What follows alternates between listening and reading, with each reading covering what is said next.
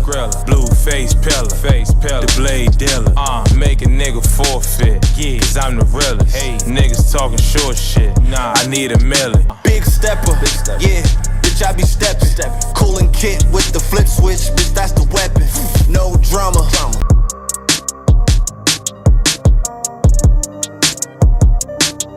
Welcome to New York Giants Full Access. This legend bring them sounds in one time. I'm Art, and we got you. And that's it, man. Go purchase Big Pat Sports Talk merch and support the family, man. And welcome to Big Pat Sports Talk. Thank you for your support. What's going on YouTube, Instagram, Twitter, all platforms? Welcome to another episode of New York Giants Full Access with your boy Big Pat Sports Talk. And we're going to talk about the New York Giants drafting Malik Nabers. And there's a lot of people in the media and the fan base, especially on Twitter, that believe that we shouldn't have taken Malik Nabers because our quarterback is Daniel Jones. And a lot of people believe that Malik Nabers won't be able to reach his full potential with a quarterback such as Daniel Jones throwing him the ball. And a lot of people are upset that Daniel Jones will be the starting quarterback for the New York Giants in 2024. And maybe beyond if he can have a good season after this year. But if he doesn't have a good season, he's pretty much gone because we have an out in his contract after the 2024 season. So I'm going to play a clip from Total Access, NFL Total Access, with Brian Baldinger and a couple of guys. And they're going to talk about the Malik Nabers impact that he can have with the New York Giants with Daniel Jones at quarterback. So let's get into it. You know how we do. Big Pat Sports Talk, New York Giants Full Access reactions. So let's get into it. Yeah, definitely surprised about the non-QB pick there, but not when they didn't take one. Of course, it had to be a receiver, and Malik Nabers. Look, I love the player. I love Malik Nabers. I think he's fantastic. I had Marvin first, but Malik second. But great receivers don't save bad quarterbacks. And unlike the situation in Arizona that Baldy just talked about, as Marvin Harrison said about Kyler Murray, all he's done is won and produced. You know, Kyler Murray has shown to be an upper echelon quarterback in this league already. Now Marvin Harrison goes and enhances him. But the Giants thinking, I think, is that Malik Nabers is going to come save Daniel Jones, and that just hasn't been proven to be effective in this league. You don't do that. You have to enhance good quarterbacks, and I think they're trying to replicate sort of the Odell situation when we took Odell and who had a historic pace there for a while, but Eli Manning was already a two-time Super Bowl champion. Eli Manning had already proven to be a Pro Bowler, and Odell had enhanced that last year or two there.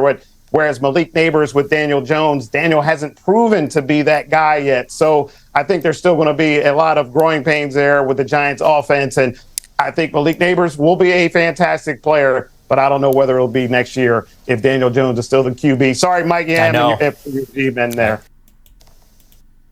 So as you heard right there, that they believe Malik Nabers is the truth at receiver. It's just that they don't believe in Daniel Jones at all, and he won't be successful in his first season because of Daniel Jones. Now that's I guess the new phase of the Daniel Jones ain't nothing people are going to go to, that Malik Nabers won't be able to get the ball because Daniel Jones can't throw him the ball.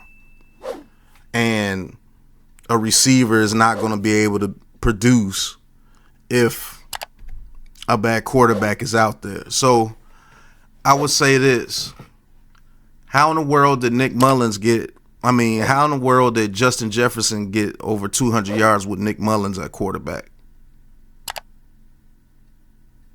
If the quarterback is so bad that he won't be able to produce because Daniel Jones is so bad.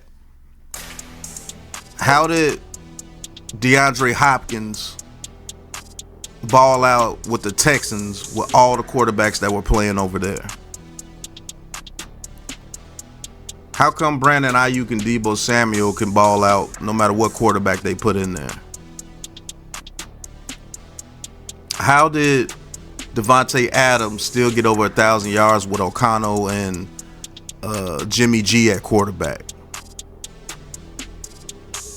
How does Jamar Chase and T. Higgins still put up stats when Joe Burrow goes down? How do all these great receivers still put up stats no matter who the quarterback is? Mike Evans, 10 years straight of 1,000 yards or more with all the quarterbacks he's played with. See, what you guys need to stop doing is stop worrying about Daniel Jones. The Daniel Jones saga is going to play itself out.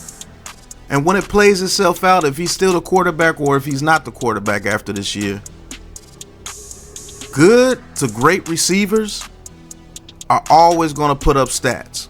They are, because they get open. Unless your quarterback is an absolute novice and cannot throw the ball whatsoever, that receiver is going to put up stats as long as he's healthy. Because I say this again, no quarterback makes a receiver a better route runner. No quarterback makes a receiver catch better. That's all in the work that the receiver does. He puts in the work in the offseason to learn those diamond releases, those different type of releases, those step back releases to get off press coverage, to beat zone, to beat double coverage. Hell, Justin Jefferson beats triple coverage sometimes. They put in the work in the offseason to make their hands better.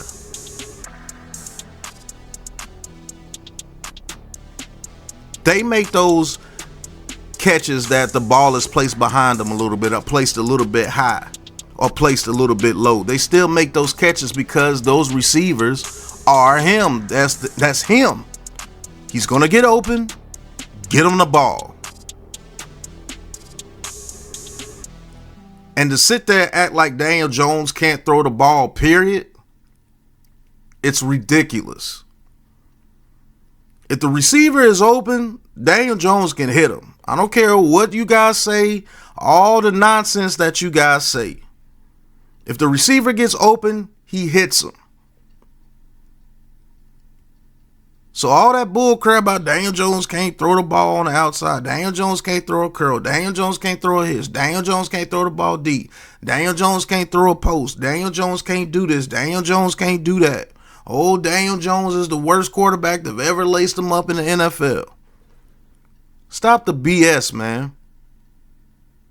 But let's get to some real subjects.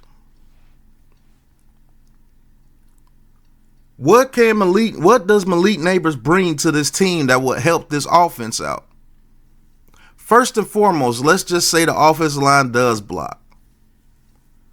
With a guy like Malik Nabers, he makes your defense play you differently. He makes defenses play the offense differently. Why? Because he's a route runner. We haven't had a route runner like that since OBJ.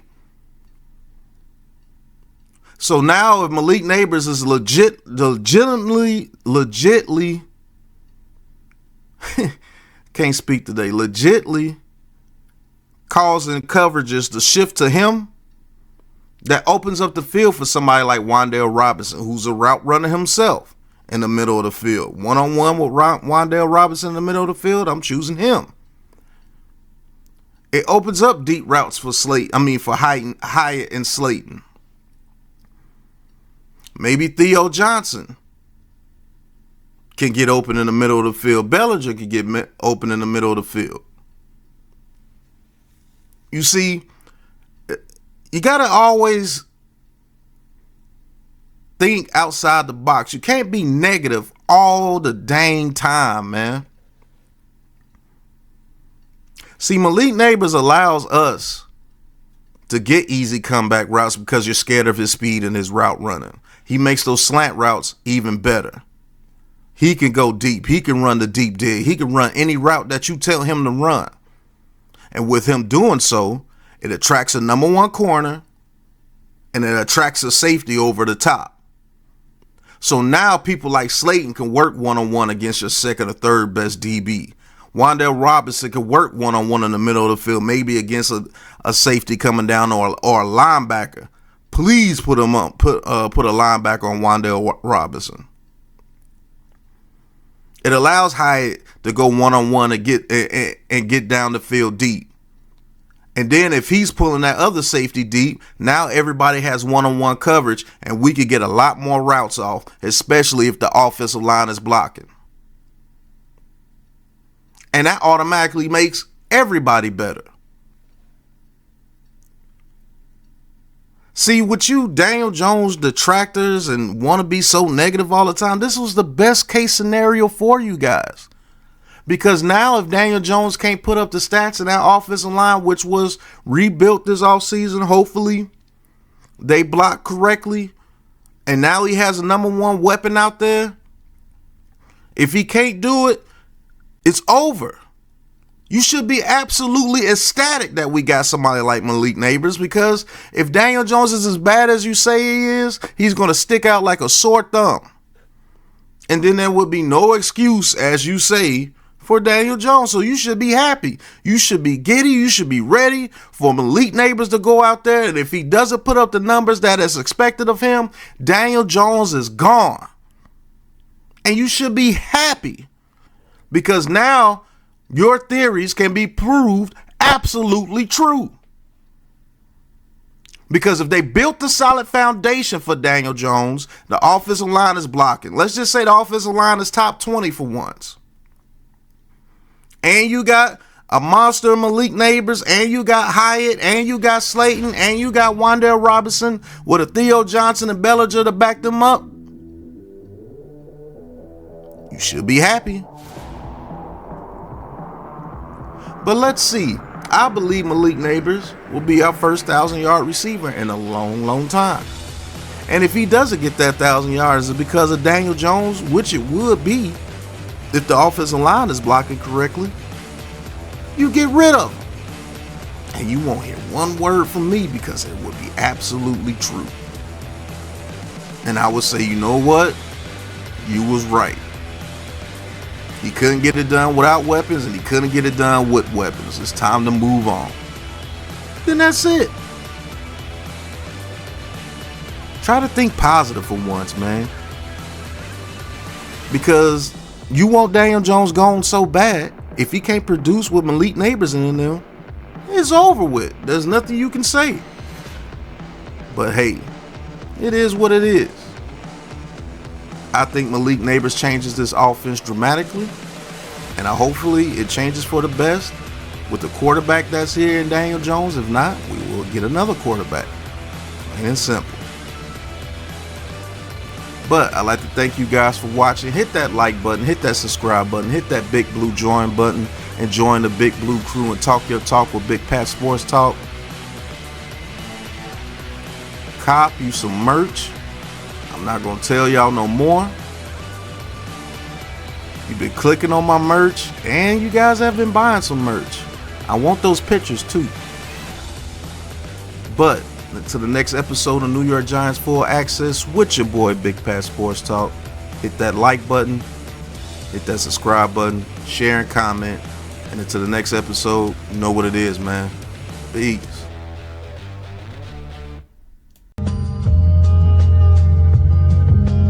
We put the city on game. Hey, team colors, we feel the stands. Yeah. Giant pride like we own the place. No duh. Throwing it deep, we rising. Touchdown fans unite, it's gratifying. Yeah. Team jersey don't need no bling. Hey. Blue and red flow, it's a Giants thing. Shit so loud like we all sing. G-man on heart like an undying fling. Big blue, yeah. Yeah, yeah.